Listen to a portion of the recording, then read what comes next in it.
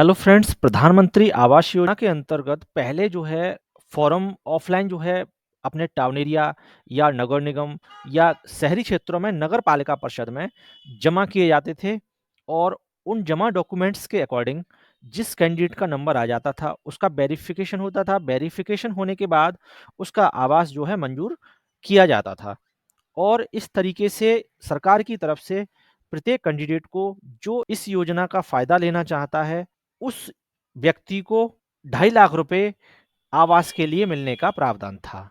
लेकिन अब यह योजना कुछ समय से ऑनलाइन स्टार्ट हो चुकी है। अब आपको किसी भी टाउन एरिया, किसी भी नगर निगम या जो व्यक्ति शहर में निवास करता है, उसको कहीं पर भी जाने की आवश्यकता नहीं है। वो अपने घर बैठे मोबाइल से या किसी भी लैपटॉप से इस योजना का फॉर्म ऑनलाइन कर सकता है। इस योजना के फॉर्म को ऑनलाइन करने के लिए उसके पास कुछ पात्रता है, जिसका होना बहुत ज़रूरी है। अगर वो पात्रता सूची के अंदर नहीं आता है, तो इस योजना का फ़ायदा वो नहीं ले पाएगा। तो वो पात्रता कौन-सी है, इस वीडियो के अंदर हम पूरा डिटेल बताएँगे। आपको वीडियो को बिल्कुल भी स्किप नहीं करना है, पूरा वीडियो स्टेप बाय स्टेप देखना है, तभी आप फॉर्म फिल कर पाएँगे और इस योजना के बारे में फुल डिटेल हम आपको देंगे। तो फ्रेंड्स, इस योजना को पीएमएवाई 2.0 के नाम से जाना जाता है, जो यह योजना ऑनलाइन चल रही है। इस योजना के अंतर्गत आवास के लिए 2.5 लाख रुपए मिलने का प्रावधान है और हम आपको बताते हैं ये लाभ किन-किन व्यक्तियों को मिल सकता है। उससे पहले हम आपको बताएँगे कि जिन व्यक्तियों ने कुछ समय पहले अपनी इस योजना में हिस्सा लिया था, फॉर्म को अप्लाई किया था, उनका कोई भी किस्त मान लो मंजूर हो गई थी, मंजूर होने के बाद अब उन्हें ये पता करना है कुल कितने रुपए हमारे खाते में इस योजना के अंतर्गत हमें मिल चुके हैं।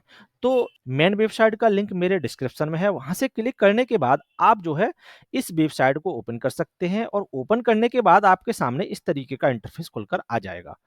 अब आपको अगर पहले इस योजना में आप हिस्सा ले चुके हैं और इस योजना का लाभ भी उठा चुके हैं और आप देखना चाहते हैं कि हमारे पास कुल कितनी किस्त आ चुकी है, तो उसके लिए आपको इस वाले पोर्टल पर आने के बाद सर्च बेनिफिशियरी वाले ऑप्शन पर क्लिक करना है। यहाँ जब आप क्लिक करेंगे, क्लिक करने के बाद आप बेनिफिशियरी वॉइस फंड रिलीज़्ड वाले ऑप्शन पर जाएँगे। यहाँ जाने के बाद आपको अपना मोबाइल नंबर, जिस मोबाइल नंबर को आप इस योजना में जब ऐड हुए थे, तब आपने एक मोबाइल नंबर दिया होगा। आप उस नंबर को यहाँ टाइप कर देंगे और टाइप करने के बाद सेंड ओटीपी पर क्लिक कर देंगे। जैसे ही सेंड ओटीपी पर क्लिक करेंगे, क्लिक करने के बाद एक ओटीपी आपके मोबाइल नंबर पर चला जाएगा। उस ओटीपी को हमें ओटीपी वाले बॉक्स में टाइप कर देना है और वेरीफाई ओटीपी पर क्लिक कर देना है। जैसे ही वेरीफाई ओटीपी पर क्लिक करेंगे, क्लिक करने के बाद जिस कैंडिडेट ने पहले इस योजना का लाभ ले चुका है और उसको पता करना है कि हमारे पास कितनी किस्त टोटल इस योजना के अंतर्गत हमारे पास हमें मिल चुकी हैं, तो पूरी डिटेल हमारे सामने यहाँ खुलकर आ जाएगी कि कितना पेमेंट अब तक सरकार से ले चुके हैं। यहाँ जो है इंस्टॉलमेंट का डिटेल आ जाएगा। फर्स्ट इंस्टॉलमेंट आपने 50,000 की ली है और दूसरा इंस्टॉलमेंट 1.5 लाख रुपए की ली है और तीसरा इंस्टॉलमेंट 50,000 की ली है। टोटल मिला के 2.5 लाख इंस्टॉलमेंट बेनिफिशियरी ले चुके हैं। तो जिस कैंडिडेट का हम चेक कर रहे हैं, वह कैंडिडेट पूरा 2.5 लाख रुपए का किस्त ले चुके हैं स्टेप वाइज़। और उसके बाद में प्रत्येक व्यक्ति का ऐसे ही डिटेल चेक कर सकते हैं आप, जो इस योजना के अंतर्गत लाभ ले चुका है। मोबाइल नंबर टाइप करने के बाद पता कर पाएँगे। उसके बाद अगर आप चाहते हैं कि इस प्रधानमंत्री आवास योजना के अंतर्गत शहरी योजना में आवास के लिए आवेदन करना चाहते हैं, तो आपको जो है दूसरी वेबसाइट का लिंक भी मेरे डिस्क्रिप्शन में है। उस लिंक पर क्लिक करने के बाद इस वेबसाइट को ओपन कर लेना है। ओपन करने के बाद जैसे ही इस वेबसाइट पर आप पहुंच जाएंगे, इस वेबसाइट पर लिख के आएगा प्रधानमंत्री 2.0 आवास योजना अर्बन। आपको समझ लेना है कि ये नई वेबसाइट है जहां से हमें फॉर्म को फिल करना है। अब आपके सामने एक इंस्ट्रक्शंस फॉर द यूजर वाला ऑप्शन आ जाएगा। यहाँ आपके सामने कई इंस्ट्रक्शंस दी गई हैं, वो मैं आपको एक-एक करके समझा दे रहा हूँ, तभी इस योजना का आप फायदा ले पाएंगे। अगर आप इसको नहीं समझ पाएंगे तो डॉक्यूमेंटेशन में कमी होगी और डॉक्यूमेंटेशन में कमी होने के बाद आपका फॉर्म फिल करने के बाद भी रिजेक्ट कर दिया जाएगा। तो इस योजना को आपको जब भी फायदा लेना चाहें तो पहले इन इंस्ट्रक्शंस को अच्छे से समझ लेना है कि आखिर ये क्या है। तो चलिए आपको बताते हैं एक-एक करके कि आप इस योजना में कैसे अपना जो है आवास के लिए 2.5 लाख रुपए ले पाएँगे। इस वाले ऑप्शन में बताया गया है, जो भी कैंडिडेट इस स्कीम का फ़ायदा लेना चाहते हैं, पक्का मकान बनाना चाहते हैं, तो आपके सामने ये 4 एलिजिबिलिटी दी गई हैं। इनमें से किसी एक का कंप्लीट होना बहुत ज़रूरी है, तभी आप जो है अगर एलिजिबल होंगे तो आप पक्का मकान बनाने के लिए सरकार की तरफ से 2.5 लाख रुपए देने का प्रावधान है। तो फर्स्ट आपके पास दिया गया है बीएलसी का मतलब है कि यह योजना 3 लाख तक आय वाले आर्थिक रूप से कमजोर परिवारों को, जिनके पास 45 वर्ग मीटर प्लॉट होना चाहिए, उनको 2.5 लाख रुपए वित्तीय सहायता के रूप में पक्का मकान देने की व्यवस्था है। तो इस वाली योजना के अंतर्गत जो भी लाभ लेना चाहता है, उसके पास एक प्लॉट का होना जरूरी है, जिसका एरिया 45 स्क्वायर मीटर होना जरूरी है, और जिसकी आय 3 लाख रुपए से कम है, वो इस योजना का फायदा ले सकता है। नेक्स्ट है affordable housing in partnership AHP. इसका मतलब है यह सुविधा उन व्यक्तियों को मिलती है जो व्यक्ति अर्बन में रहते हैं और 30 से 45 वर्ग मीटर तक का बना हुआ मकान या फ्लैट खरीदना चाहते हैं, तो उनको 2.5 लाख रुपए मिलने की व्यवस्था है, और उनका इनकम 3 लाख रुपए से कम होनी चाहिए। सपोज मान के चलिए कोई भी व्यक्ति ऐसा है जिसके पास जमीन या प्लॉट नहीं है, तो वो प्लॉट खरीदने के लिए और खरीदने के बाद उसको अपना जो है मकान बनाने के लिए भी सब्सिडी देने का पूरा प्रावधान 2.5 लाख रुपए तक का है। इस योजना के अंतर्गत जो लोग फ्लैट लेना चाहते हैं, उन लोगों को भी यह सब्सिडी 2.5 लाख रुपए के रूप में मिल जाएगी। जो तीसरा वाला ऑप्शन है, उसमें एआरएच में बताया गया है किफायती किराए के आवास देने की व्यवस्था। यह उन लोगों के लिए है जो अपना घर नहीं चाहते या जिनके पास घर बनाने या खरीदने के लिए वित्तीय क्षमता नहीं है, जैसे श्रमिक, कामकाजी, वेंडर, रिक्शा चालक, प्रवासी, इसके अंदर बेघर लोग आते हैं। ऐसे लोगों के लिए किराए पर रहने के लिए सरकार द्वारा रहने की व्यवस्था की जाती है, जिसमें उन्हें किराए के रूप में कुछ धनराशि देनी होती है।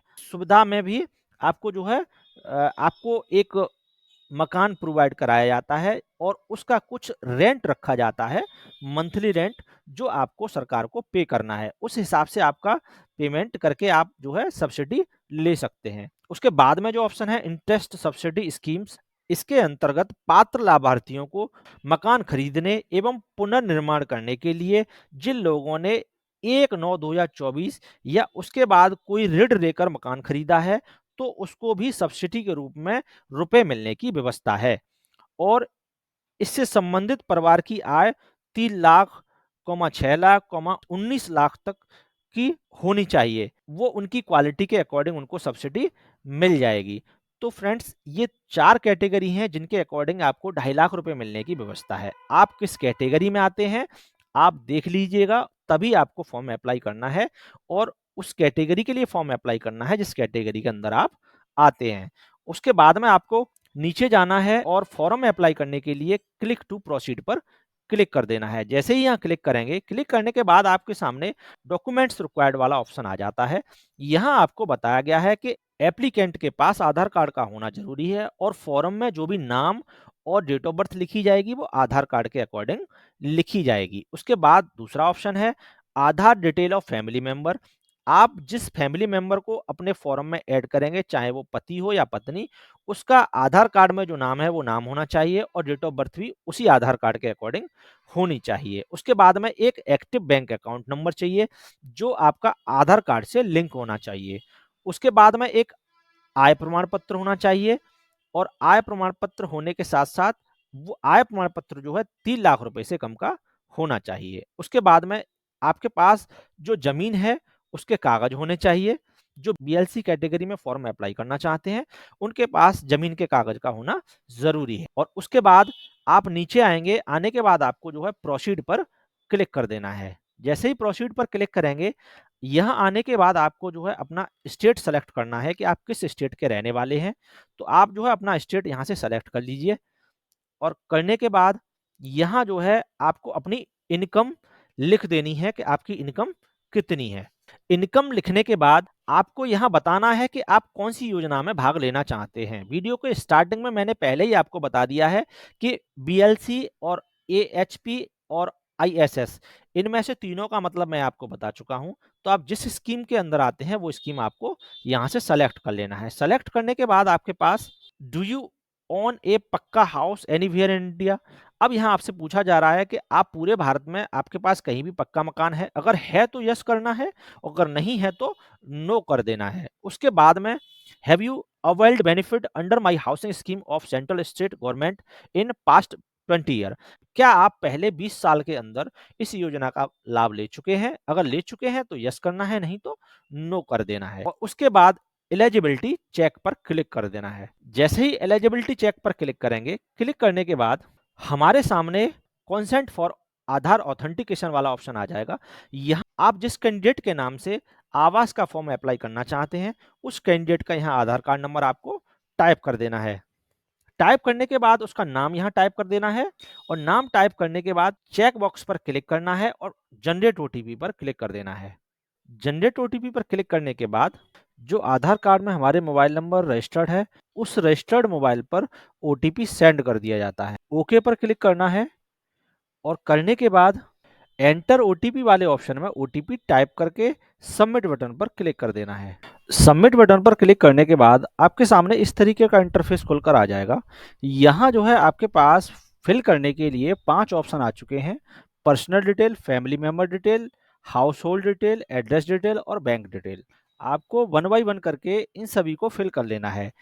फर्स्ट आपके पास योजना का पसंदीदा घटक आया है। यहाँ आपने जो फर्स्ट टाइम रजिस्ट्रेशन करते समय सेलेक्ट किया था, बीएलसी वाला ऑप्शन आपने सेलेक्ट किया था, बेनिफिशियरी लीड कंस्ट्रक्शंस वाला, वो यहाँ ऑटोमेटिक सेलेक्ट होकर आ गया है। उसके बाद जो रजिस्ट्रेशन में नाम टाइप किए थे, वो नाम हमारे सामने टाइप होकर आ गया है, आधार कार्ड नंबर टाइप होकर आ गया है।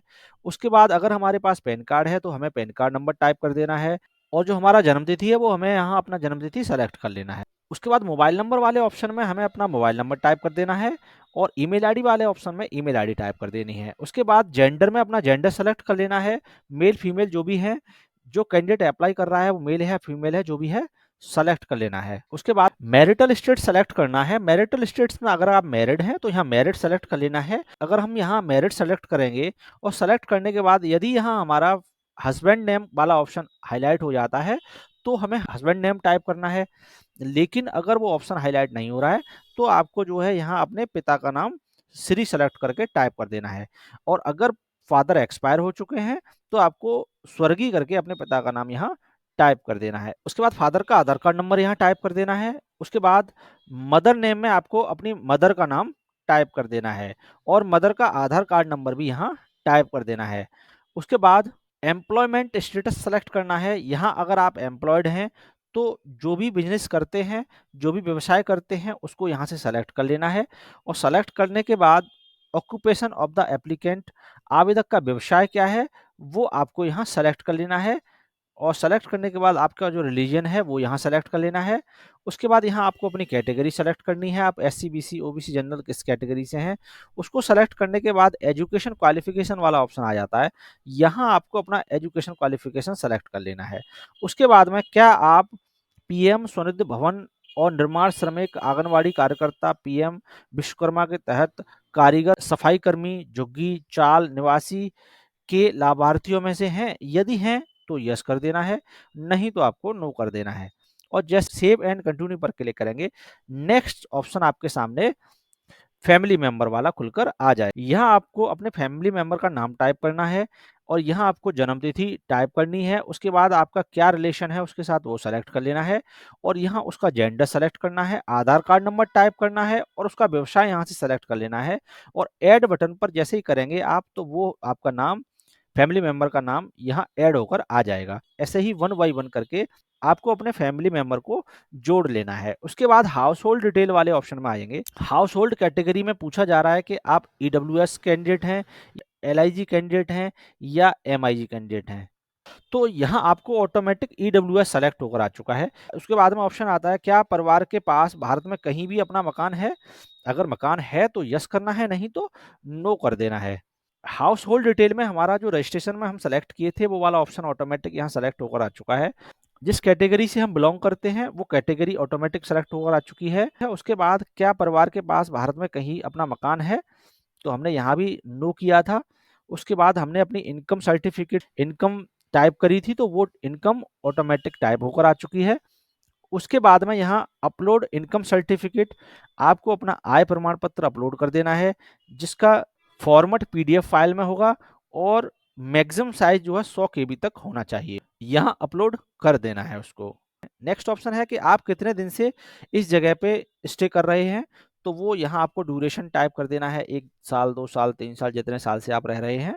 उसके बाद में हाउस ओनरशिप, क्या आप जो है खुद का मकान है, रेंटेड है या नो हाउस? तो इनमें से जिस ऑप्शन को आप रजिस्ट्रेशन करते समय सेलेक्ट किए थे, तो वो यहाँ ऑटोमेटिक सेलेक्ट होकर आ चुका है। उसके बाद सेव एंड कंटिन्यू पर क्लिक कर देना है। नेक्स्ट ऑप्शन है एड्रेस डिटेल का।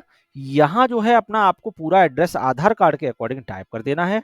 मकान नंबर, मोहल्ला या टाउन जो भी है वो यहाँ एक टाइप कर देना है। टाइप करने के बाद यहाँ स्टेट सेलेक्ट करना है और स्टेट सेलेक्ट करने के बाद आपको यहाँ अपना जिला सेलेक्ट कर लेना है और जिला सेलेक्ट करने के बाद आपको अपना सब डिस्ट्रिक्ट सेलेक्ट कर लेना है, जो तहसील है वो।